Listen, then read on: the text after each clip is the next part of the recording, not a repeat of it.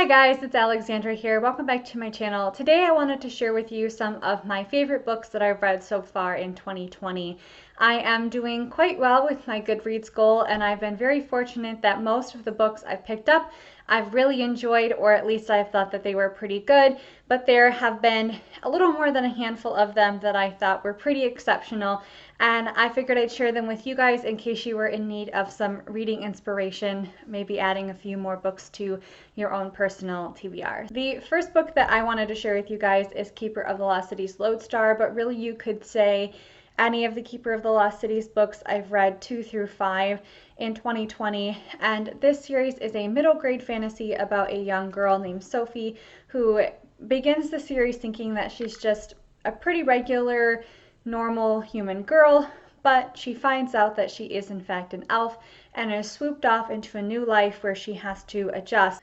Throughout the course of this series, Sophie, along with several of her friends and the other characters in this series, are asked to tackle very difficult tasks that are thrown their way in the hopes that it will help save the elven world and keep them safe from the outside attacks that they are being threatened by.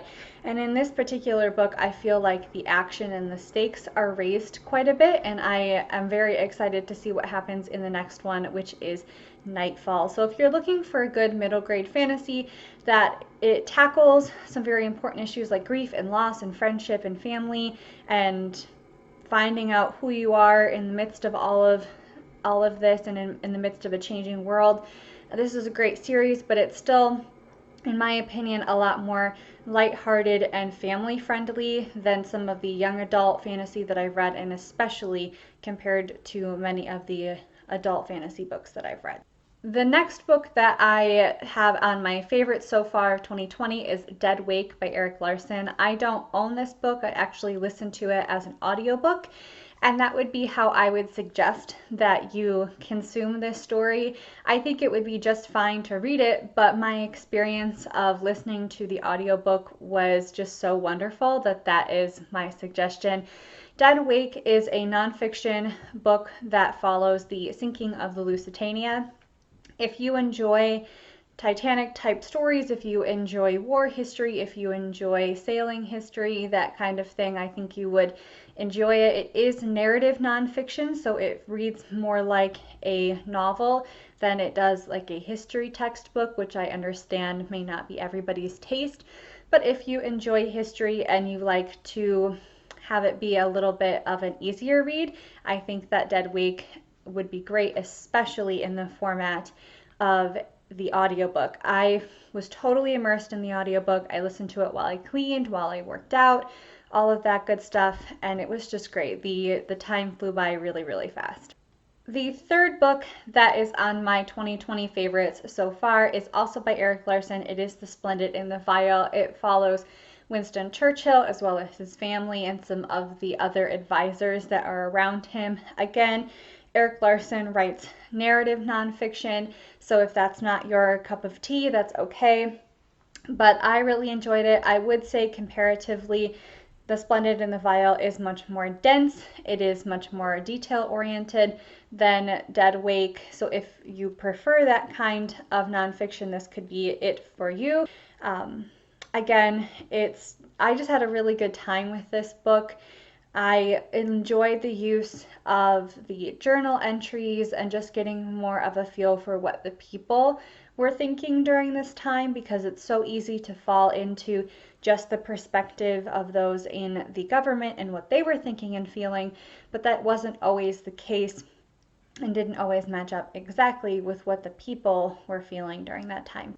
The next book and the last nonfiction book that I have on my favorites so far of 2020 is Running to Glory by Sam McManis. This is a nonfiction story that follows a cross-country team in Washington State. It's actually, the season I think was the 2017 season, so not that long ago.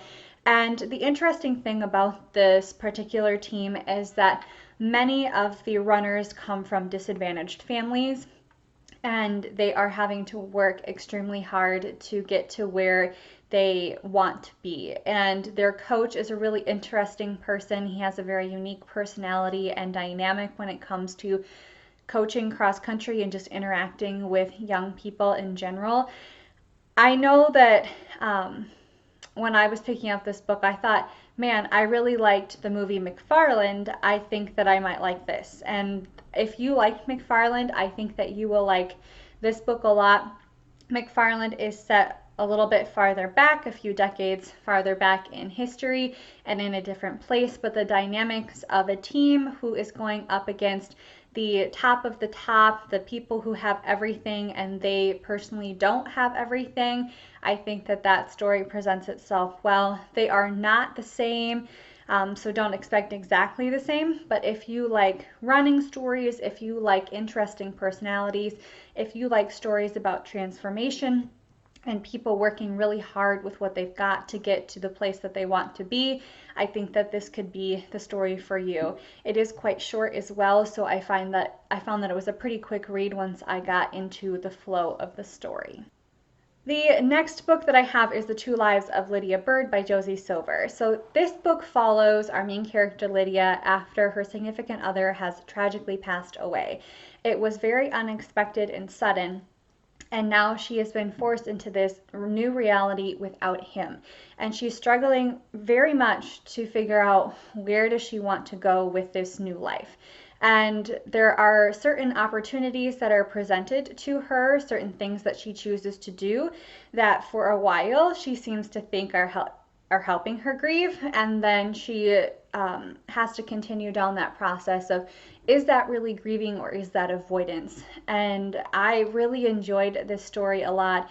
It is definitely sad. It deals with not only sudden loss and grief, but it deals with other difficult topics as well. I don't want to say what they are because they would be spoilers for the story. So if you really want to know, you can go ahead and probably find somebody's review on Goodreads that would talk about that.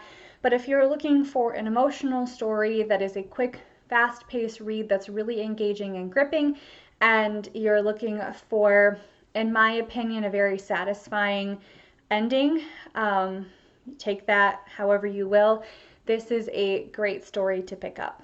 The next book on my favorites so far list is very different than The Two Lives of Lydia Byrd. It is The Guest List by Lucy Foley.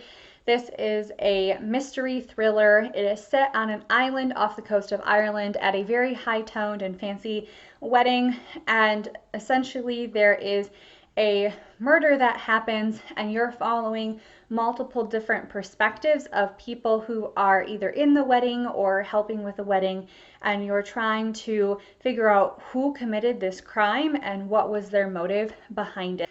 If you're looking for a mystery that is dark, it's gripping, it's really fast paced, it will keep you on the edge of your seat and guessing, I think that this definitely could be the book for you. I read this in I think a matter of 8 hours, which for me is incredibly fast because I am not the fastest reader in the world.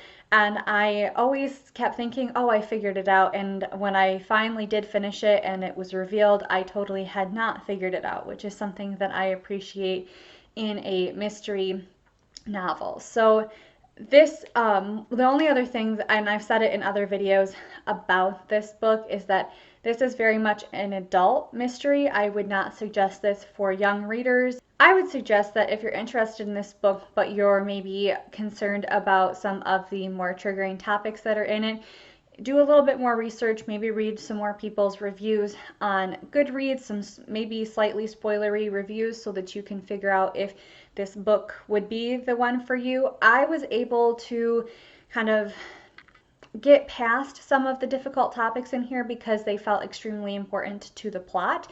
They weren't just placed in there for shock factor. They really connected into the stories of the characters that we were reading about, which made it valuable and understanding them, and it gave them motive for potentially being a part of the crime or maybe not being a part of the crime. So I didn't mind it in the end. There were, a couple times where I had to be like, okay, let's see how this goes.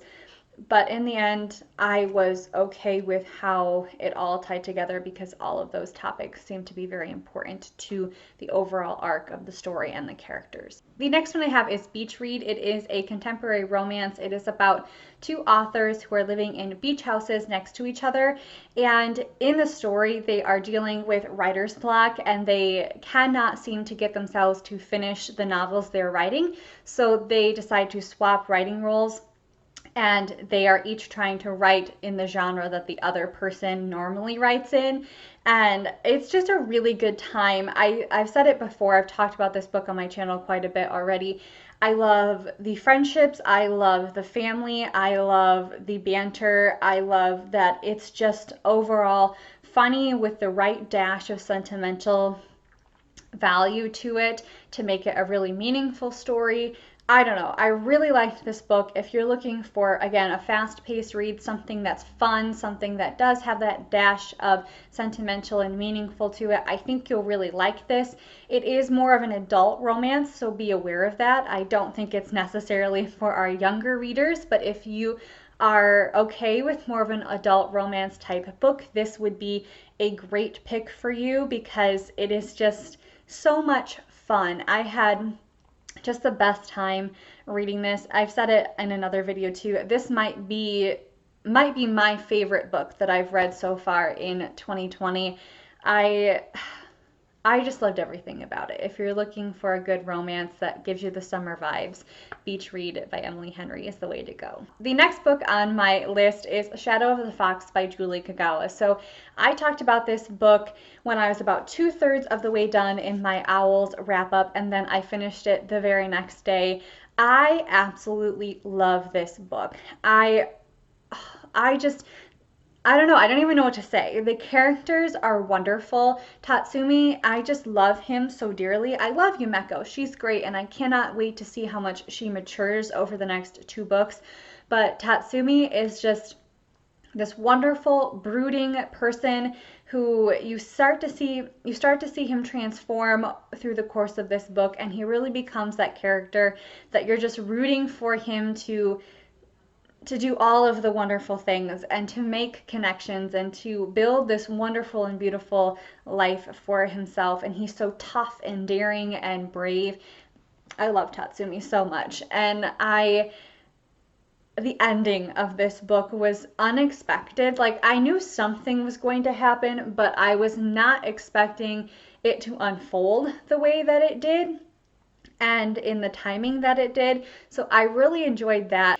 I have yet to pick up the second book in the series because I just wanted to sit with this particular story for a little while, and there's just a few things that I really hope happen in the second book that I will be sad if they don't, and I will be very happy if they do.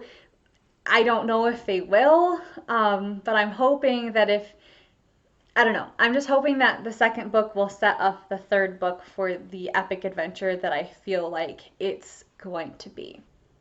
All right, the last book on my favorites so far list is A Conjuring of Light by V.E. Schwab. This is the 3rd book in her Darker Shades of Magic trilogy. I loved this, you guys. I was already a fan of books 1 and 2, and I loved the characters so much, and I was very interested to know where this book was going to go. Book 2 ends on a super high note with the action, and I was so caught up in that action and just nervous as to what was going to happen in this book that I did not pick it up for a very long time. But I finally decided to pick it up, and I do not regret it one bit. This book is over 600 pages, and I just felt like there was never a dull moment. I was on the edge of my seat. The action was just wonderful. I felt like it moved the plot forward a lot. I didn't really feel like there were wasted scenes. If there was a more chill moment, it seemed to be teaching us something about the characters that we were seeing in that particular section of the book. And I don't know, I haven't felt this passionately about a trilogy, a series in a long time. And I know I'm super late to this game of loving A Darker Shade of Magic and loving this whole series. But guys, if you are looking for an adult fantasy series that reads quickly. It is super engaging. You will fall in love with these characters. The adventure is just wonderful. If you're looking for that, if you're looking for a breath of fresh air in your fantasy reading, this, I feel like, could be the series for you. Quickly, I just wanted to share with you what the first two books are. So if you're like me and super late to this game, you can get on board. The first one is A Darker Shade of Magic. It is the shortest of them. And then you have A Gathering of Shadows. And the third book, the one that I'm specifically saying is one of my favorites this year, is A Conjuring of Light. Again, I loved the action of this book. It was super fast-paced, but I think the thing that I find the most beautiful about this book is that I genuinely cared for these characters. Like, I was so invested in who ended up with who and how their stories turned out and how they were growing as people. And there were just certain parts of the story where I was like, yes, that happened, or I found myself tearing up. And yes, I do cry at books. I know some people don't, but I haven't cried at a book in a while, and this one got to me a couple of times. Some of them were sad moments, but others were just like, I've waited for this in the series for so long. And I don't know. I really love this. I could so see myself rereading this whole trilogy this summer and kind of reading them back to back so that I can make more of the connections in between the books, because it had been probably over a year since I read the second one before I picked up this one. And I wish that I hadn't waited that long, but I'm so glad that I finally picked it up. Alrighty guys, so that is the end of my favorites so far in 2020. I will update again in the future with this, maybe in a couple of months when I've read some more books, and let you know what some of my newer favorites are. If you enjoyed the video, please give it a thumbs up and let me know in the comments what some of your favorite reads have been so far in 2020. Thank you guys for watching. Stay safe, stay healthy, and have a great rest of your day. Bye.